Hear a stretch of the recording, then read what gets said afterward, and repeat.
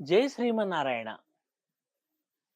చూడండి, తూర్పు ఈశాన్యం, తూర్పు, పశ్చిమ వాయువ్యం ఈ 3 కూడా మన సౌలభ్యం కోసం దిక్కులు విదిక్కులు అనే మాట తీసేసి దిక్కులనే చెప్పుకుందాం.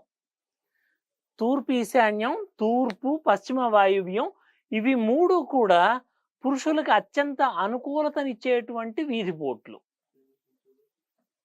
తర్వాత దక్షిణ ఆగ్నేయం, ఉత్తరం, ఉత్తర ఈశాన్యం ఈ 3 కూడా స్త్రీలకు అత్యంత పనికొచ్చేటువంటి వీధిపోట్లు. అంటే పనికొచ్చే 6 వీధిపోట్లల్లో గమనిస్తున్నారా ఈ అద్భుతాన్ని? ఈ భగవంతుడి యొక్క మహత్తర సత్యాన్ని గమనిస్తున్నారా?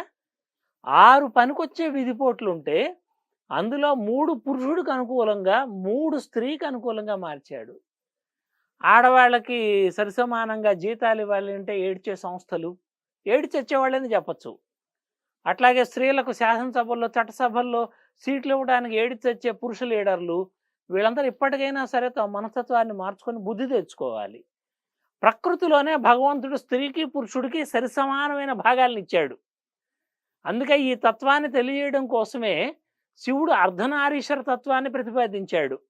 నాలో సగం పార్వతి, సగం శంకరుడు అని చెప్పి ఆయనే చెప్పాడు. సగభాగం రిజిస్ట్రేషన్ అమ్మవారికి ఇచ్చేసాడు, మొత్తం నీదే నీ ఇష్టం అన్నాడు.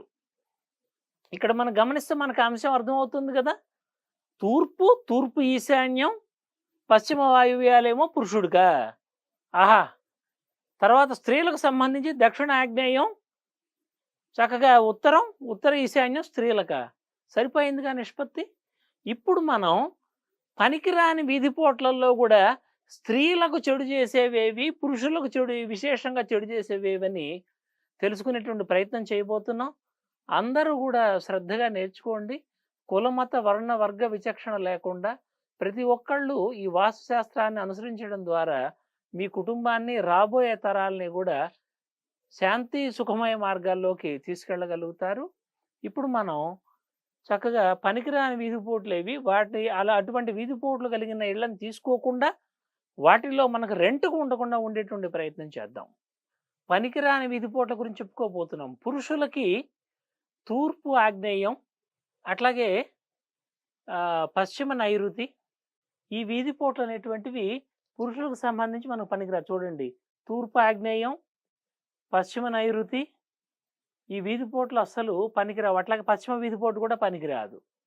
అదే స్త్రీలకు సంబంధించి మనం తీసుకున్నట్లయితే కనుక దక్షిణ నైరుతి, అట్లాగే ఉత్తర వాయువ్యం ఈ వీధిపోట్లు కూడా పనికిరావు. చూస్తున్నారా, అర్థమవుతుందా? సరిసమానంగా పనికిరాని కూడా భగవంతుడు ఇచ్చాడు.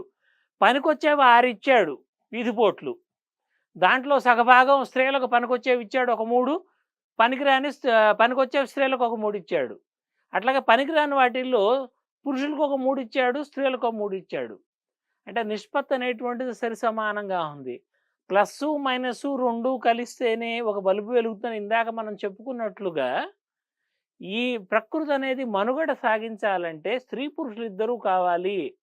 అనుకూలతలు కావాలి, ప్రతికూలతలు కావాలి.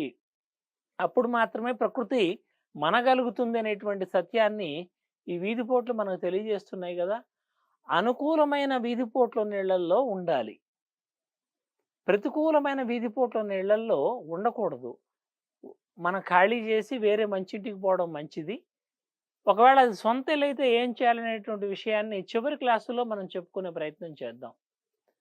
కులమత వర్ణవర్గ విచక్షణ లేకుండా ప్రతి ఒక్కరూ కూడా చిన్నారి తమ్ముళ్ళు, చిట్టి చెల్లెళ్ళు, ఆడపడుచులు అందరూ కూడా ఈ వాస్తుని అర్థం చేసుకొని మీ గృహాన్ని సుఖమయం చేసుకునే ప్రయత్నం చేస్తారని ఆశిస్తాను. జై శ్రీమన్నారాయణ. తదుపరి క్లాసులో మిగతా అంశాలను తెలుసుకునే ప్రయత్నం చేద్దాం.